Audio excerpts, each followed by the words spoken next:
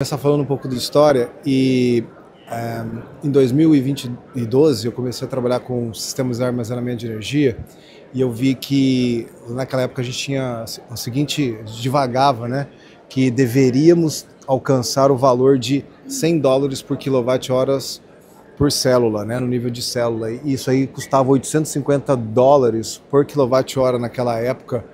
O nível de célula ali, o valor, né, desse quilowatt-hora armazenado. Isso é um absurdo.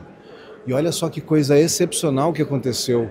A bateria, ela foi por uma espiral deflacionária, que hoje, né, setembro de 2025, nós estamos falando de $50 por quilowatt-hora no nível de sistema.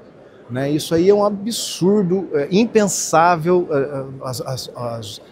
As projeções mais otimistas da época não conseguiam prever, né? Ficaram longe de acertar onde chegaria a coisa. Então isso daí é algo que é espetacular. E a questão principal, né, e eu vou tentar levar vocês num raciocínio aqui, que nós não chegamos no fundo do poço disso. Estamos longe ainda. Por quê?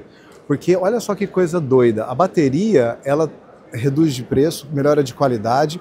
Você tinha antigamente 3.000 funcionários por gigawatt-hora de fábrica de bateria, ou seja, 3.000 funcionários por gigawatt-hora, hoje a gente tem 30. Essas fábricas estão se automatizando e isso faz com que nós tem empresas do top tier ali prometendo 10.000 ciclos. O valor em dólares por quilowatt-horas por ciclo está despencando ainda e tem muito para ir, tá?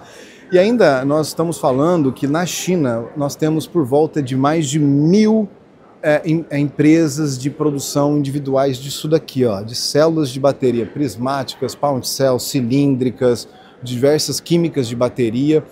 E aí, né, eu gosto de fazer o seguinte paralelo, né? Pensa no iPhone, um exemplo.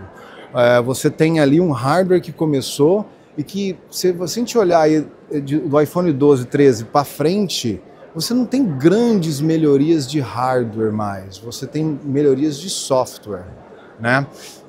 Ou seja, a integração com o cliente tem ficado cada vez melhor. Então, olha só, o que eu quero levar vocês a pensar aqui? A bateria melhorou muito e vai melhorar ainda, mas o grande diferencial que nós podemos alcançar é na digitalização do ativo. Nós temos uma grande margem para fazer essa digitalização. Por exemplo, criar modelos preditivos para entender esse envelhecimento, pensar em modelos de seguro, de financiamento para essas baterias, garantindo que elas vão funcionar.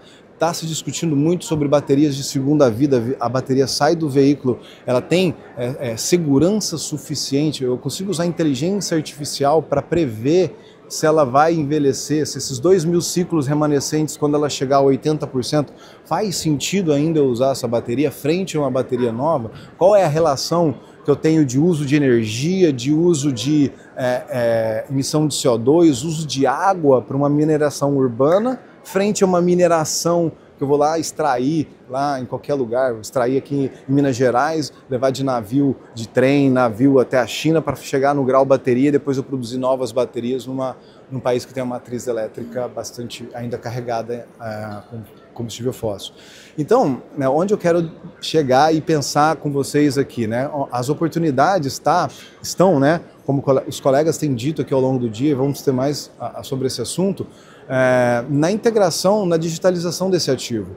Veja, nós fizemos alguns estudos com 15 setups mais ou menos, calculando 5 gigawatt-hora de bateria e observamos que entre o EMS, o BMS, o sistema de tipo de bateria que você utiliza, com o tipo de ciclagem, para apenas a inteligência de quanto vai custar 1 megawatt-hora de bateria, né, para armazenar 1 watt-hora, a gente chega numa diferença de mais ou menos 20% no custo disso, otimizando esse sistema, otimizando esse ativo.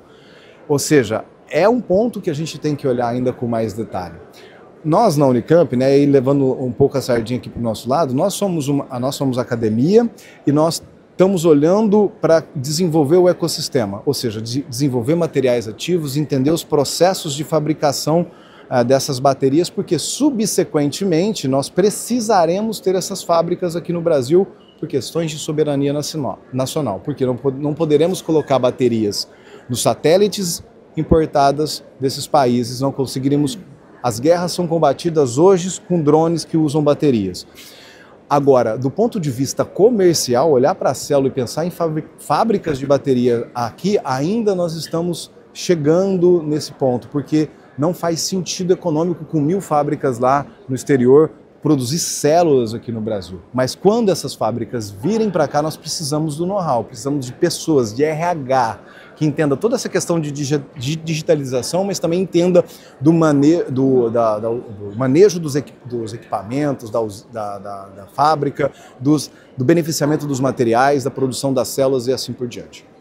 Era essa visão geral que eu queria dizer. A fruta mais difícil de pegar é essa daqui, mas talvez a mais estratégica. A fruta mais fácil de pegar é a digitalização e, com certeza, a montagem dos sistemas BES aí, nacionais. Isso aí. Obrigado.